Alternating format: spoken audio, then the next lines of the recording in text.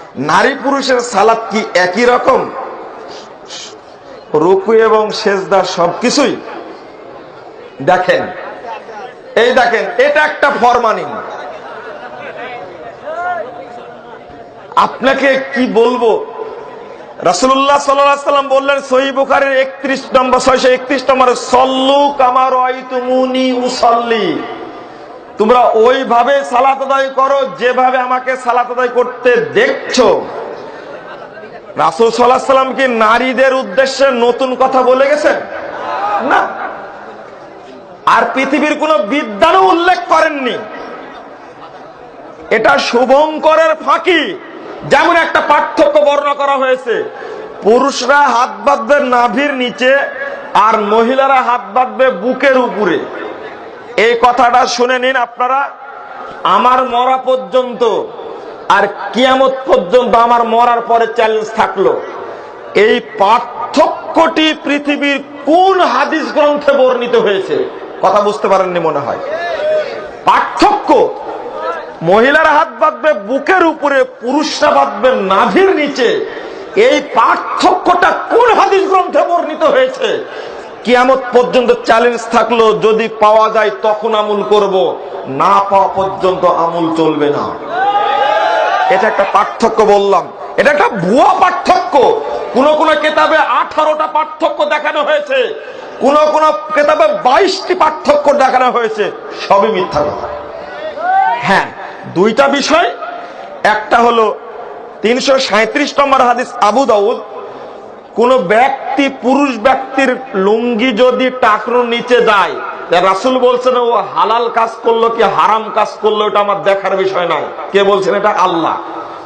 তাহলে পুরুষ ব্যক্তি টাকনুর নিচে কাপড় পরতে পারবে না, এ সব অবস্থায়, বিশেষ করে সালাতের সময় যদি কেউ পরে, আল্লাহ বলছেন ও হালাল কাজ করলো কি হারাম কাজ করলো আল্লাহর কোনো যায় আসে না, আবু দাউদের হাদিস। আর মহিলাদের ক্ষেত্রে আসছে, মহিলাদের এটা পর্দার বিষয়টা পার্থক্য না, পর্দার বিষয়। মহিলারা পায়ের উপরটা ঢেকে সালাত আদায় করবে। আর একটা হলো লুকমা দেওয়ার সময় সালাতের মধ্যেও মহিলারা সুবহানাল্লাহ বলার সুযোগ রাখে না, যদিও একবার সুবহানাল্লাহ বললে আসমান জমিনের সমস্ত ফাঁকা জায়গা নেকিতে পরিণত হয়ে যায়, কিন্তু সালাতের মধ্যে বলতে পারবে না। কি করবে? এইভাবে থাবা দিবে। এটাকে পার্থক্য, সালাতের পার্থক্য না জাতীয় পার্থক্য বলেন তো দেখটা? ওটা পুরুষ জাতি, এটা মহিলা জাতি, এটা তো পার্থক্য হলো না? হ্যাঁ, পার্থক্য থাকলে পার্থক্য তো মানি আমরা, কিন্তু এর অর্থ এটা নয় যে দুই পায়ে এক জায়গায় করে দাঁড়াবে। কেন? সালাতের মধ্যে যদি পা ফাঁক হয়ে দাঁড়ায়, তে লজ্জা স্থানের সাথে মাটির সম্পর্ক হয়ে যায়। কত বড় ডাহা মিথ্যা কথা! চিন্তা করা যায়, ভাবা যায়, কত মহিলা ন্যাংটা হয়ে বাজারে ঘুরে বেড়াচ্ছে, গায়ে হলুদের অনুষ্ঠান করছে, হুজুর ওইটার চোখে পড়ে না। ইন্ডিয়ার স্টার জালসা আর এই সমস্ত নগ্ন টিভি চ্যানেলগুলো বাংলাদেশে চালু থাকার কারণে গোটা দেশ ধর্ষণের সর্বরাজ্যে পরিণত হয়েছে। ওই হুজুর এই টিভি চ্যানেলগুলো চোখে দেখতে পেলেন না, দেখতে পেলেন পিস টিভির মতো একটা ইসলাম প্রচার করে টিভিকে দেখতে পেল তারা। ঘটনাতে একই ঘটেছে। ইসলাম প্রচার করবেন কোথায়, কিভাবে? সালাতের পার্থক্য খুঁজতে গেছে। আপনি দেখুন, মহিলাদের পার্থক্য খুঁজতে গেছে, সবগুলো গেছে যৌন সুরসুরির দিকে। নাউজুবিল্লাহ। আমি এটা বলতে চাচ্ছিলাম না। আপনি মুকসুদুল মুমিনিন পড়েন, সর্বনাশ করেছে মুসলিম ঐতিহ্যকে সেখানে। আমি কিভাবে বলবো? বাস্তবতা এটাই। যদি একবারও বলি সরকারকে, আপনি বলছেন এখন শিক্ষিত ব্যক্তিরা বলছে ধর্মীয় অনুশাসন বন্ধ, ধর্মীয় অনুশাসন চালু করুন, ধর্ষণ বন্ধ হবে। আমরা ওইটা বলি না, বিড়ালের মতো গাল আনি না। আমরা গুখরা সাপকে যেভাবে সাইজ করতে হবে ওভাবে কথা বলি। আমরাও প্রস্তাব দিচ্ছি 14 ফেব্রুয়ারি নষ্ট দিবস, বেশ্যা দিবস বন্ধ করো। আমরা প্রস্তাব দিচ্ছি এই ইন্ডিয়ান চ্যানেল, বাংলাদেশের চ্যানেল যেগুলিতে রাত 12টার পরে নষ্টামি ছড়া, এগুলো বন্ধ করুন। ফেসবুক নিয়ন্ত্রণ করুন, ইন্টারনেট নিয়ন্ত্রণ করুন। ওই ইন্টারনেটের নগ্ন ছবি বন্ধ করুন, ধর্ষণ বন্ধ হবে। সুন্দরী প্রতিযোগিতার মতো নষ্ট প্রতিযোগিতা বন্ধ করুন বাংলাদেশে। বাংলাদেশে পহেলা ফাল্গুনের মতো নষ্ট প্রতিযোগিতা বন্ধ করুন। 31st নাইটের এই বলগাহীন নগ্নতা বন্ধ করুন, ধর্ষণ বন্ধ হবে ইনশাআল্লাহ।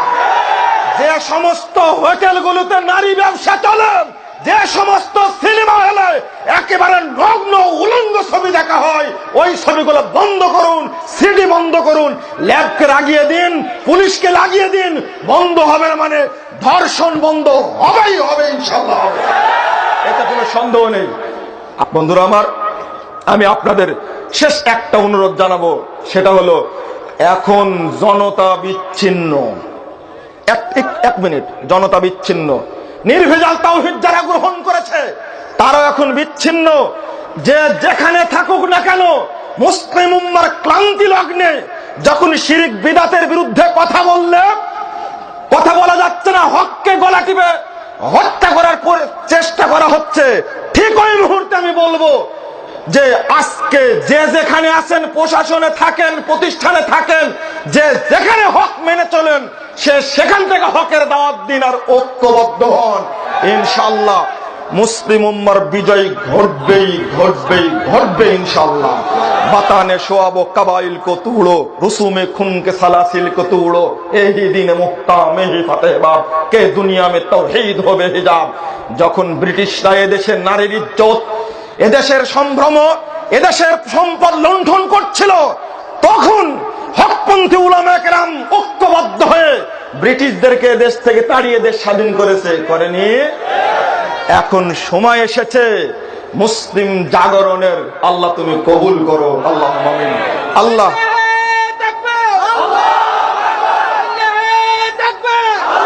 আল্লাহ তোমার কাছে দাবি করছি, আল্লাহ বাংলাদেশের প্রত্যেকটি মানুষের ঘরে তুমি নির্ভেজাল তাওহীদ এবং সহি আমল পৌঁছে দেওয়ার ব্যবস্থা করো।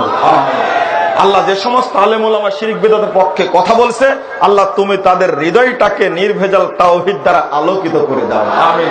আল্লাহ তাদের মধ্যে তুমি হেদায়েতের বিস্তার করে দাও, আমিন। আমার জন্য দোয়া করবেন, আমি না শুধু, যারাই গোটা বিশ্বে নির্ভেজাল ইসলামের প্রচার করছে, আল্লাহ তাদের সকলকে যেন হেফাজত করে, আল্লাহুম্মা আমিন। সম্মানের মালিক আল্লাহ, আল্লাহ তুমি তাদেরকে হেফাজত করো সবাইকে, আমিন। আল্লাহ আমাদের সকলকে মৃত্যু পর্যন্ত পবিত্র করেন এবং সহিহ হাদিসের উপরে টিকে থাকার তৌফিক দান করো, আমিন। আল্লাহ তুমি আমাদের মৃত্যুর পূর্বে জান্নাতের সদস্য হিসাবে নিয়ে যেও, আমিন। কবুল করে নিও, আমিন।